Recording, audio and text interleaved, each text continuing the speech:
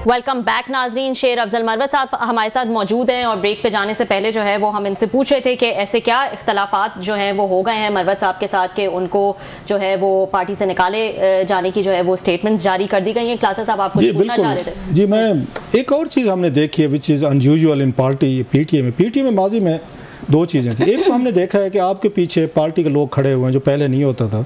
I will call it very soft polite coup type कि कभी हम नहीं देखते थे कि इमरान खान साहब ने कोई फैसला किया, अली अमीन गंडापुर साहब आपके साथ खड़े हो गए हैं, फिर उसके जुनैद अकबर साहब हैं, फिर शहरयार अफरीदी साहब, असद कैसर साहब। और इसका कोई बैकग्राउंड है कि उन लोगों ने आपको सपोर्ट दी है, या उधर से हम देखते हैं पंजाब वर्सेस केपी एक बड़ा पुरानी एक ट्रेडिशनल लड़ाई चलती रहती है, क्योंकि आपकी ज़्यादा लड़ाई जो है पंजाब की पीटीए लीडरशिप से चल रही थी, आपके पीछे पख्तून खड़े हो गए। कैन वी मतलब से दैट कि इट्स नाउ दो सूबों का दो वजूहत हैं, ये पार्टी के अंदर जो लड़ाई है, टकराव है। के नाम आपने गिनवाए ना, इन सब की मैंने कैंपेन की है, सब ने मेरी उन हालात में मेरी दीगरगू सूरत-ए-हाल देखी, मेरी सऊबतें देखी हैं और इनके साथ पूरी इखलास के साथ पेश आया हूँ। अभी जो मेरे ख़िलाफ़ जो लोग एक्टिव हैं वो सारे, उनमें एक बात का माने कि सबका ताल्लुक पंजाब से है। अच्छा, पंजाब से आपके खिलाफ हो रहा है, टारगेट हो रहा है। हाँ, और दूसरी बात ये है कि एक चीज़ पंजाब में पीटीआई नहीं उठाई जा रही है या नहीं उठ पा रही है, और जिनको उठाना चाहिए, जिनका काम है, मिसाल के तौर पे सलमान अख्तर राजा साहब सवाबी के जलसों में आ जाता है। खान ने तो कहा था ना पूरे मुल्क में करें, लाहौर में करना चाहिए था ना, आज तक लाहौर में एक जलसा नहीं हुआ है। बल्कि यानी ये हालत रह गई है। वो एक खातून है, वो बेचारी ऑर्गेनाइज़र है, वो रैली भी करती रही। मैं ये समझता हूँ कि इसमें लिसानी तअस्सुब से कहीं ज़्यादा जो है ये सोच है कि मरवत जो है उसको इतनी पदराई वर्कर में जो मिली हैं, ये कहीं ना कहीं किसी को डैमेज न कर दें। पंजाब का जो वर्कर है वो आपको दे रहा है, वो उसको सपोर्ट आपको केपीके से मिली है वर्कर की, या पंजाब का वर्कर भी आपको सपोर्ट दे रहा है, लीडरशिप नहीं दे रही, उसके साथ तो पटे चल रहे हैं? मुझे पंजाब में शायद केपी से ज़्यादा सपोर्ट मिल रही है। अच्छा। और सिंध, गिलगित बल्तिस्तान, अभी गिलगित बल्तिस्तान के लिए पार्टी ने कहा कि जी हमें कैंपेन के लिए मरवत दरकार है। अभी नवंबर में इलेक्शन है, तो देखते हैं कि अब किसको पैदा करेंगे। अभी ये कह रहे ईद के बाद हमारी तहरीक है, तो अली अमीन खान के पीछे भी तो यही ऑफिशियल मीडिया लगा हुआ है, तो लिहाजा उसकी भी बड़ी दिल आज़ारी। और ये तो पार्टी के अंदर हम ये कह सकते हैं ऑफिशियली तौर पर कि दो ग्रुप्स हैं, बाकी भी आप बता रहे थे 3-4 होंगे, हर पार्टी में 2-4 चलते रहते हैं। तो पार्टी के अंदर इस वक्त एक पंजाब का ग्रुप है, एक पख्तूनख्वा का ग्रुप है, और जो पख्तूनख्वा ग्रुप है वो आपके पीछे खड़ा हुआ है। जो पंजाब का ग्रुप है वो आपको पार्टी से निकलवाने के लिए, जो आपकी बातों से मुझे लग रहा है, तो they have played a role. और दूसरा इसके असल बात ये है, और खान साहब ने उनको सपोर्ट दिया जो पंजाब का ग्रुप है, वो ज्यादा स्ट्रांग है पंजाब का ग्रुप। देखिए, पार्टी का जो कल्चर है ना, उसमें बुज़दार और महमूद खान जैसे वज़राए आला चल सकते हैं, जो मजबूत आदमी दरकार नहीं है। अच्छा। क्योंकि मजबूत आदमी जो हैं और उनको फिर कमज़ोर किया जाता है। माजी में भी इस तरह हुए हैं ना। मैं तरीन साहब की मिसाल दूँ। तरीन साहब जो थे, उसकी और उसकी बेटी पे पीटीआई के दौरे हुकूमत में ही FIR हुए, और तरीन की खिदमत थी, और एक ग्रेसफुल आदमी है। पार्टी छोड़ने के बाद उसने कभी खान के और पार्टी के ख़िलाफ़ कोई बयान नहीं दिया है, लेकिन उस शख्स की वजह से 2018 में काफ़ी तक़वियत मिली थी पार्टी को, इससे इनकार नहीं किया जा सकता। उनके निकाले जाने की वजूहत आज तक नहीं बताई गई, नुकसान तो हो गया। अलीम खान जो हैं वो पंजाब में, लाहौर में शरीफ बिरादरान के ख़िलाफ़ डट के खड़ा था। मेरी ज़िंदगी में कभी मुलाकात नहीं हुई है अलीम खान से, लेकिन अलीम खान को अपनी दौरे हुकूमत में गिरफ़्तार किया गया, उसको जेल में डाला गया। दोनों पे, तरीन साहब पे और अलीम खान पे जो केसेस बने, वो उसी हुकूमत में जो हैं बरी भी हो गए, यानी कि वो नाजायज़ थे, और ये लोग चले गए। आज हमारे मुखालिफिन में से हैं, तो माजी में भी इस तरह रवाई रखे गए। अली अमीन खान की बहुत गलती ये है कि अली अमीन खान जो हैं वो पालुश्तिया नहीं बन सकता, उससे सही ज़बान में बात करनी होगी। और सही ज़बान क्या होती है सर? सही मतलब जो ज़बान बुज़दार के साथ इस्तेमाल हो सकती थी, या मतलब आप ये कह रहे हैं कि वो जो खान साहब उनसे या बुशरा साहिबा या बाकी लोग जिस लहजे में बात कर रहे हैं, तो वो ये अली अमीन साहब अप्रिशिएट नहीं कर रहे, ही इज़ नॉट हैप्पी। क्या अली अमीन का कसूर क्या है पता है ना?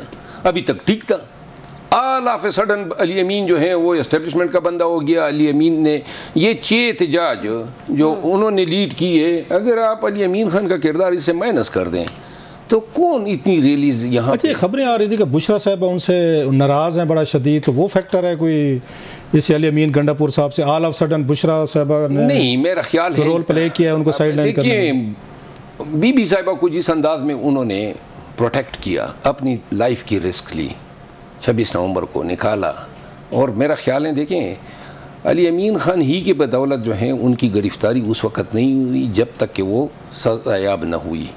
ये मैं ये कहना चाहता हूँ कि पार्टी में हर एक शख्स डोसाइल नहीं होता है।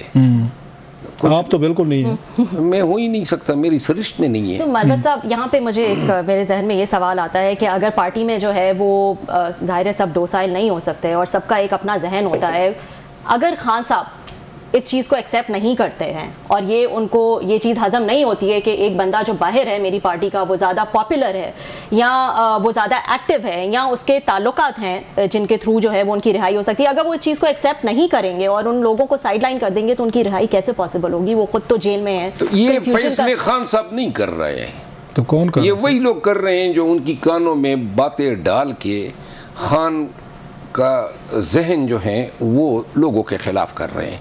मिसाल के तौर पे मैं अपनी मिसाल दूं या अली अमीन खान की मिसाल दूं, देखिए मसला ये है कि महदूद लोग हैं, उन्हीं की आसार में हैं, उन्हीं की उन तक एक्सेस हैं, और वो लोग ऐसे ट्रेंड हैं कि मैं कभी अगर जाता हूँ और कोई इखलास से या वफादारी का इज़हार करते हुए कोई पार्टी के मफाद में ऐसी बात करना चाहता हूँ जो इन लोगों के मफादात से टकराव रखता हो, तो सारे जो हैं कान खड़े होते हैं और कोई बात करने अलहदा करने देती ही नहीं। आपसे कभी कोई एस्टेब्लिशमेंट ने, एजेंसीज ने रब्ता किया कि आप खान साहब से बात करें या हमारी बात करें, जो हम सुनते रहते थे कि आप जाएं, कभी कोई आपसे रब्ता हुआ हो कि अली अमीन गंडापुर साहब की हम सुनते रहते हैं कि उनसे रब्ते होते थे, कभी कोई डायरेक्ट कोई आपको किसी ने कहा, किसी फौजी साहब ने, मेजर जनरल, कर्नल, ब्रिगेडियर ने? बल्कि 2 दफ़ा मुझे पूरे इस दौर में एजेंसियों ने रब्ता किया। अच्छा।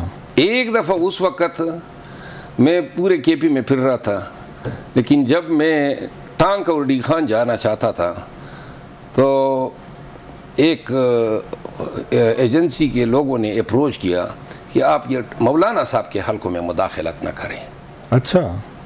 तो अली अमीन खान का था और दाऊद खान कुंडी का हल्का था।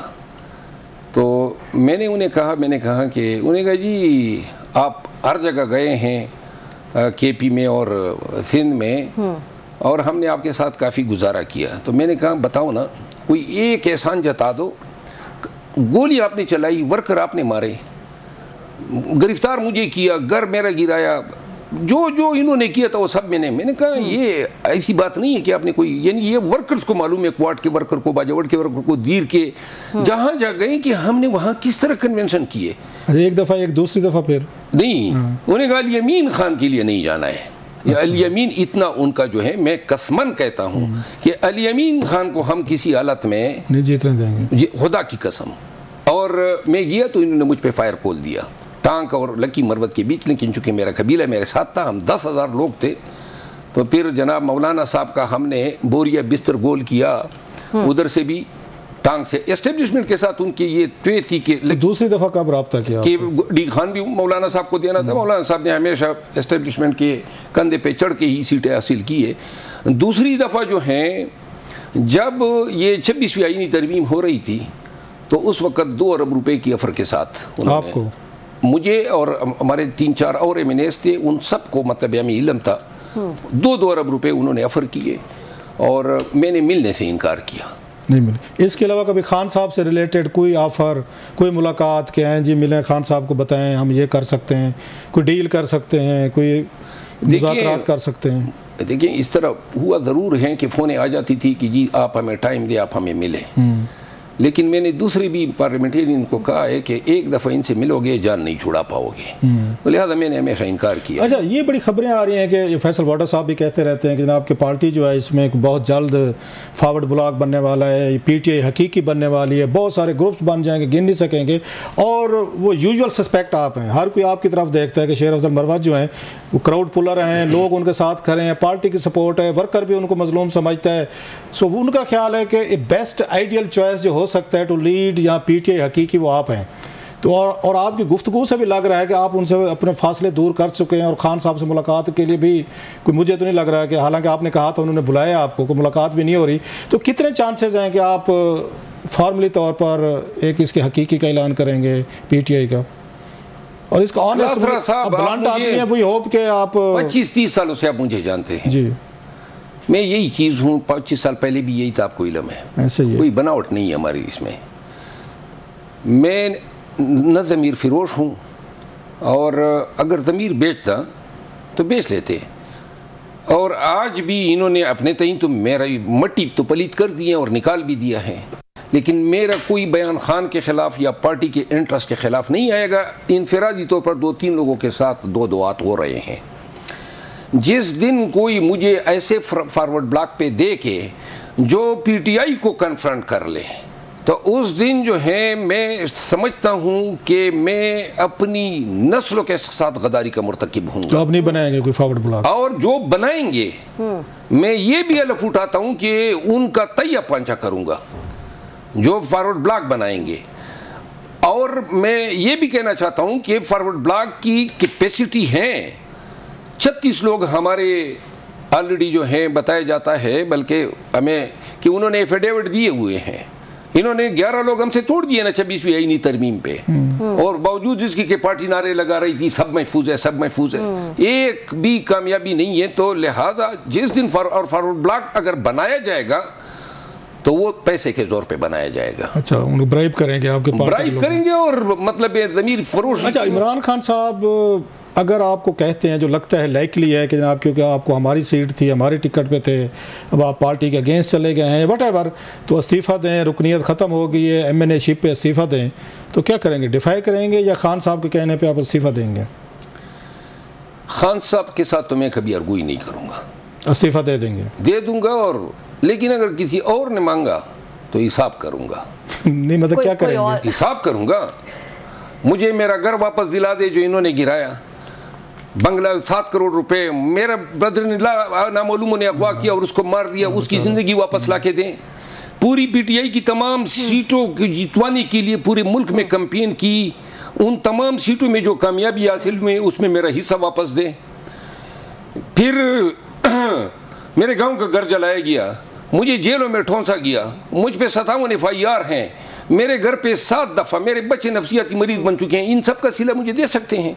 एक सीट का तकाजा करने वाले ये भी देखें कि अगर 9 मई के बाद हम न निकलते, कौम को हिम्मत और जुर्रत न दिलाते, तो यकीन करें कि ये कम्बे भी न मिलते जिन कम्बों की बुनियाद पे ये कहते हैं कि हमने इतनी नशिस्तें हासिल की। आपको लगता है कि आपको इस पूरे प्रोसेस में इस्तेमाल हुए हैं, जब लोग नहीं निकल रहे थे, आप निकले जो आप बता रहे हैं, और जब वो काम निकल गया है, कुछ आपकी, मैं समझता हूँ कुछ आपकी साइड पे भी कोई थोड़ी सी, जैसे मैंने पहले भी कहा, कुछ ब्लंडर्स गलतियाँ हुई अपनी जगह पे, अगर MNA की सीट आप छोड़ते हैं तो दोबारा आप आज़ाद इलेक्शन लड़ेंगे या पॉलिटिक्स छोड़ देंगे या पॉलिटिक्स में एक्टिव रहेंगे, क्या करेंगे? अगर आप जानते हैं मुझे, मैं कभी सियासी रहा हूँ, ये तो हालात ने, हादसात ने मुझे ये शनाख्त दी। मैं तो वकील था हूँ। ये नवाज शरीफ साहब का जो बयान दिया था ना, आज सलमान अकरम राजा साहब ने मुझसे बढ़ के उसी नैरेटिव पे बयान दिया है। तो लिहाजा वकील हूँ, हक के साथ खड़ा रहूँगा, और मेरे कोई सियासी फ्यूचर नहीं है।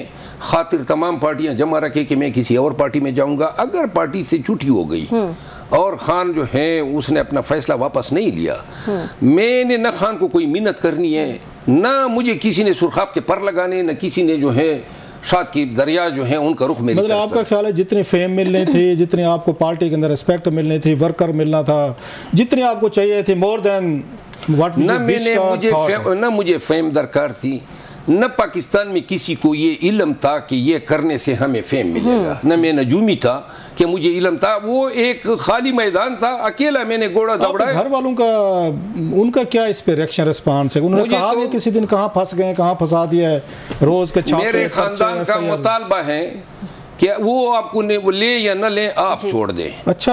और वो कहते हैं कि पाकिस्तानी छोड़ दें। उस दिन भी मेरे खिलाफ एक आईडी लगी थी, और आपको पता है मेरे खानदान के साथ जो पहले माजी में ट्रेजेडी हुई, तो वो कहते हैं कि दुबई में मेरा घर है, वहाँ और मेरे कोई माशी कंस्टेंट्स नहीं है, बेहतरीन जिंदगी गुजार सकता हूँ। वो यहाँ पे तो ज़हनी तौर पर पॉलिटिक्स छोड़ने को तैयार बैठे हैं आप? तो मुझे परवाह ही नहीं है, ये मेरे कोई स्टेक्स ही नहीं है, गलत लोगों से इन्होंने पंगा लिया ना।